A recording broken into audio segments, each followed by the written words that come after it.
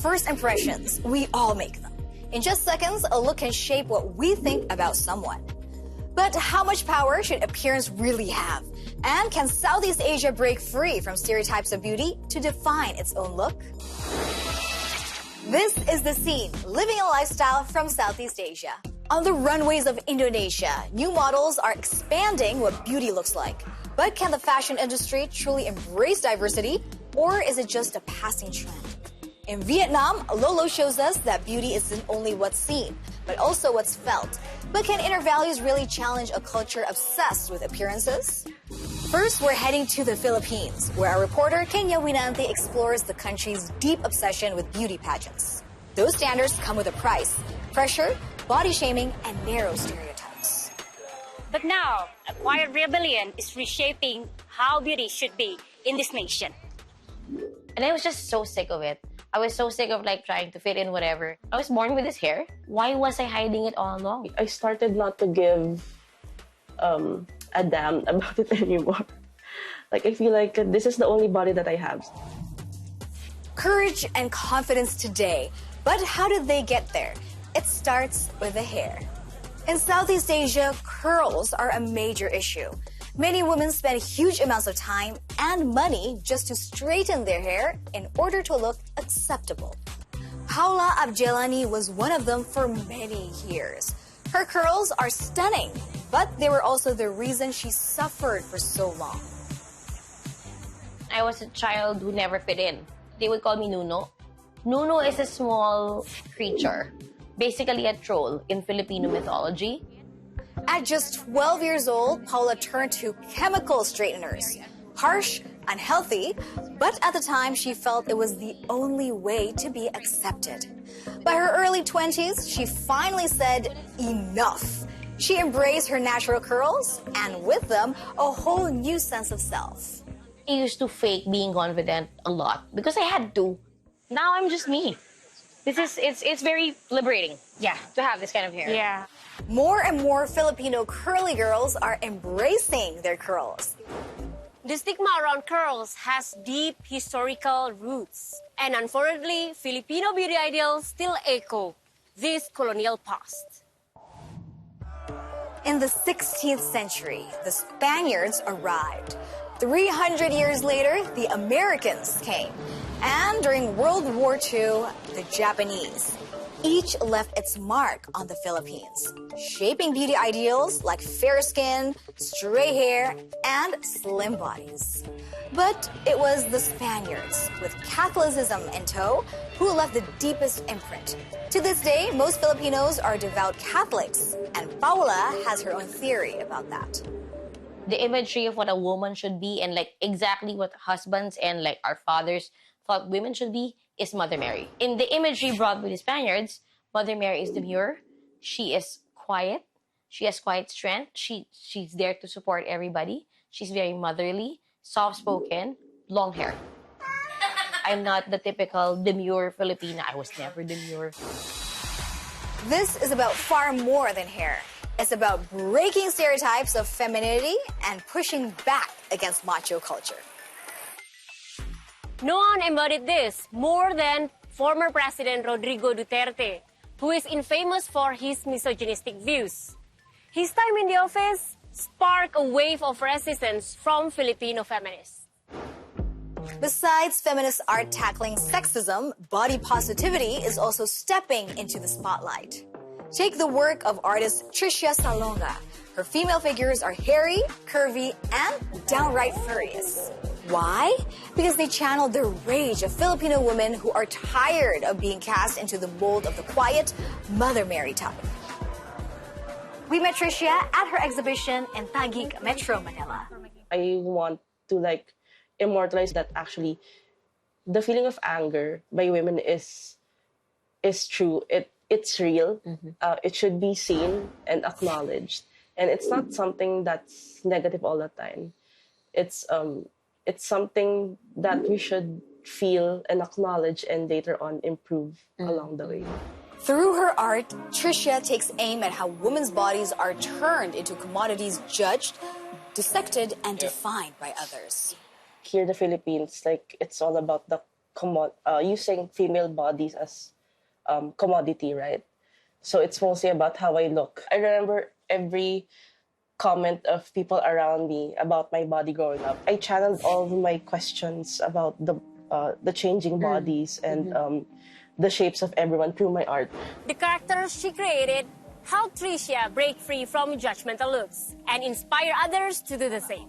As for Paula, she proudly rocks her curls every day. True confidence comes from not just an acceptance of yourself, but celebrating yourself. It doesn't matter if other people don't celebrate you, you have to celebrate yourself. Changing how we look is one step. Changing how we're seen is the leap. In Vietnam's Ho Chi Minh City, Lolo makes that leap every night. She taught me how little looks truly reveal what's inside. Clear the stage for Vietnam's own Lolo and the show Saigon Tan Dog. Here, dazzling drag meets tradition.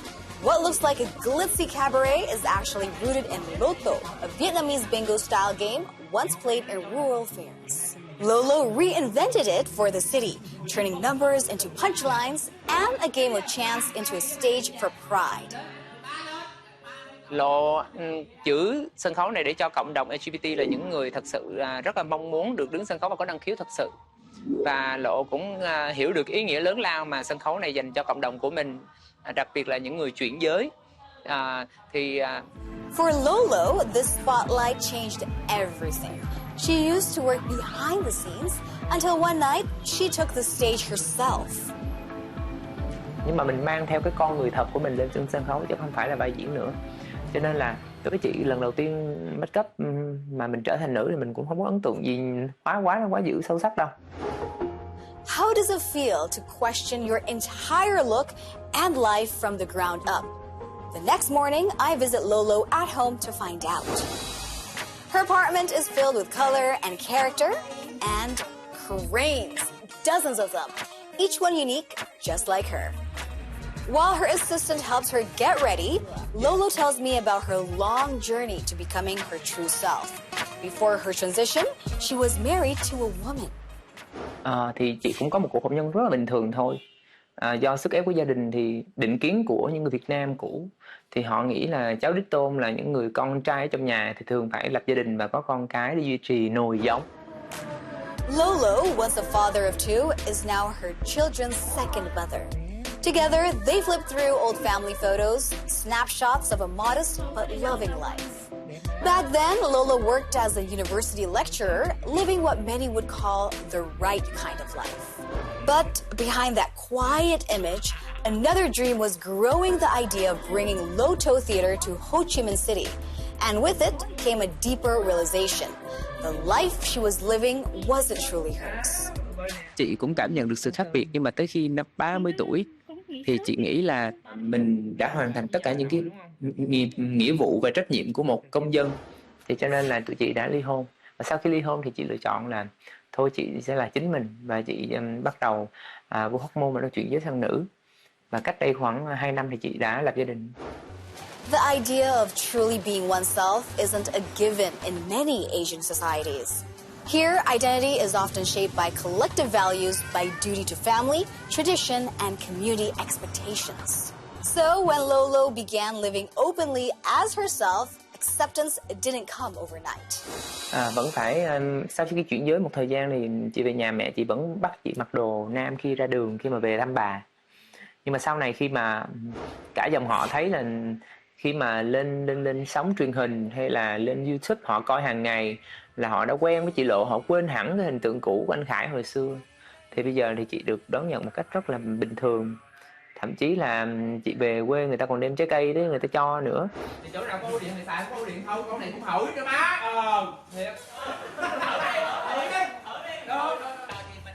Today, Lolo is a successful businesswoman. She models, does brand collaborations, and works as an influencer. But she doesn't want to be seen only as a drag performer. Having just made her acting debut, she takes us along to the premiere of her first film.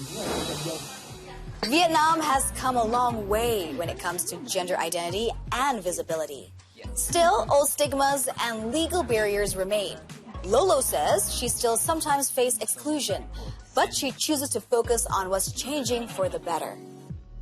Mình không trách được họ. Cái đó là nó đã ăn sâu vô trong mỗi người rồi.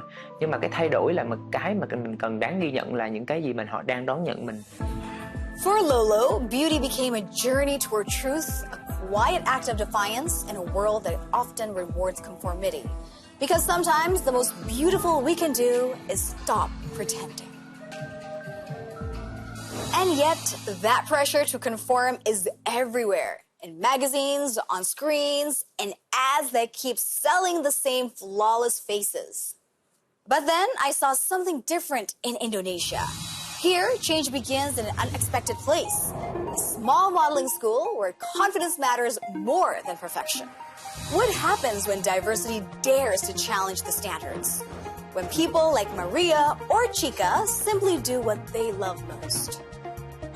Aku sukanya model, bersinsel, latihannya, menari, suka teman-teman. Siti Malika Yusron, or simply Chica, is 20 years old and has Down syndrome. But that has never stopped her from dreaming big.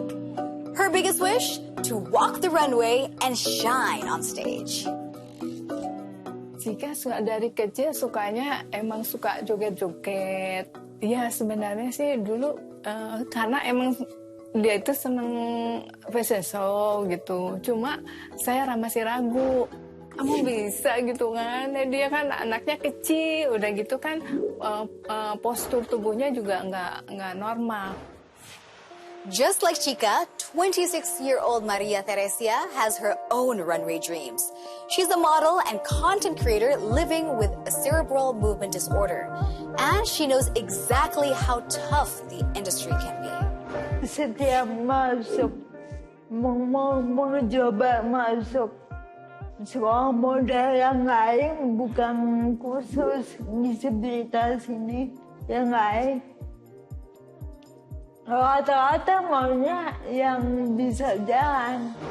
At the Layak Model School, dreams take center stage, no matter the body. Hi! Welcome back to my channel, Jenna. Behind the scenes, founder Karina Aprilia coaches her students with empathy and patience. She started the school to challenge an industry that still largely ignores people with disabilities. They make up 15% of the world's population, but appear in only 0.02% of ads. Di sini kita ngebangun karakter mereka untuk bisa mencapai mimpinya mereka, terus kemudian membangun kepercayaan dirinya mereka. Memang awalnya susah gitu, tapi lama-lama mereka terbiasa kok dengan kayak ketemu orang banyak, terus percaya dengan bakat-bakat yang mereka punya. At the Layak Model School, students train for up to 6 months, learning makeup, runway, and photo shoot skills. Kita nggak pernah kayak, pakai dong model disabilitas gue. Enggak, kita nggak pernah ngomong kayak gitu. Cantik tuh bisa lihat dari hatinya, bisa lihat dari bakatnya, banyak hal yang masih bisa dilihat. Karina's idea is catching on, proving that beauty isn't about perfection, but inclusion. At a Jakarta Mall, Balinese designer Gusti Agung Omar presents his new collection with models from Layak School among them. Di dalam fashion tidak ada yang salah, fashion for human. Setiap manusia punya kesempatan di dalam fashion apapun kondisinya. Chica is showcasing Chinese-inspired festive clothing. Her mother is proud and full of hope. Pokoknya saya sih bisanya dia bisa mandiri gitu kan, bisa. Jadi kalau ada yang bisa mengembangkan kan lebih bagus lagi ya gitu. And in the end, Chica receives the award for Best Model of the show. Nah, biaranya. For Chica, Maria, Lolo, Paula, Tricia, and so many others, beauty is no longer about meeting expectations. It's about rewriting them. Because beauty isn't a fixed ideal or a face on a billboard. It's confidence, courage, and the freedom to be seen as you are. And that's what truly makes Southeast Asia's You Look a beautiful one.